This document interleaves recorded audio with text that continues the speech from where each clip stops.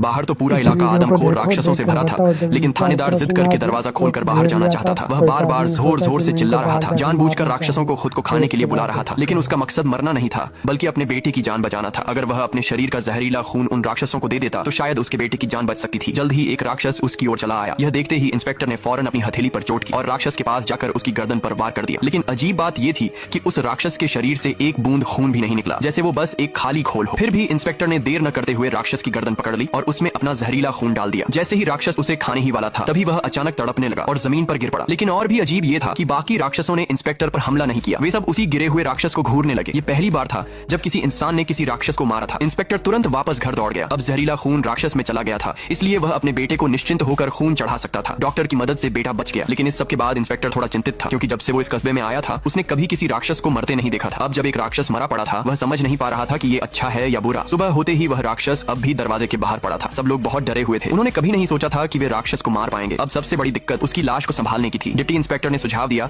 कि उसे जला दिया जाए, क्योंकि उसके शरीर में जहर अभी भी मौजूद हो सकता है और वह दूसरों के लिए खतरा बन सकता है। लेकिन इंस्पेक्टर चाहता था कि राक्षस को संभाल कर रखा जाए। भले ही ये खतरनाक था, लेकिन ये एक मौका था राक्षसों को समझने का। अगर वो उसका पोस्टमार्टम करें तो शायद राक्षसों से लड़ने का कोई तरीका मिल जाए। जल्द ही वे लाश को वापस ले आए। लेकिन जैसे ही पोस्टमार्टम शुरू हुआ, राक्षस का शरीर अचानक हिल गया। डॉक्टर ने कहा शायद नर्व सिस्टम छू गया हो, लेकिन डिप्टी इंस्पेक्टर ने तुरंत रुकने को कहा। यह बहुत खतरनाक था। वह नहीं चाहता था कि कोई और घायल हो। और जैसे ही सभी आपस में बहस कर रहे थे, अंदर कुछ अजीब हुआ। जब नर्स ऑपरेशन रूम में पहुंची तो पाया कि राक्षस गायब था। वह तुरंत इंस्पेक्टर को ढूंढने गया, लेकिन रास्ते में उसका सामना उसी राक्षस से हो गया। जैसे ही इंस्पेक्टर ने गोली चलाई, नर्स को अजीब सी संगीत की धुन सुनाई दी। पीछे मुड़ने पर उसे इंस्पेक्टर द्वारा बताया गया म्यूजिक बॉक्स दिखा। असल में यह सब एक डरावना सपना था, लेकिन कोई नहीं जानता था कि ये तो बस शुरुआत थी। जल्द ही उन्होंने फिर से राक्षस की लाश का पोस्टमार्टम किया, लेकिन पाया कि उसके सारे अंग सूख चुके थे। उनमें एक बूंद भी तरल नहीं था, जबकि इंस्पेक्टर का जहर उसके अंदर गया था और सिर्फ तरल रूप में ही जहर बच सकता है। अगर वे जहर निकाल पाते तो राक्षसों को मारने का रास्ता मिल सकता था। चाहे डॉक्टर ने जितनी भी कोशिश की,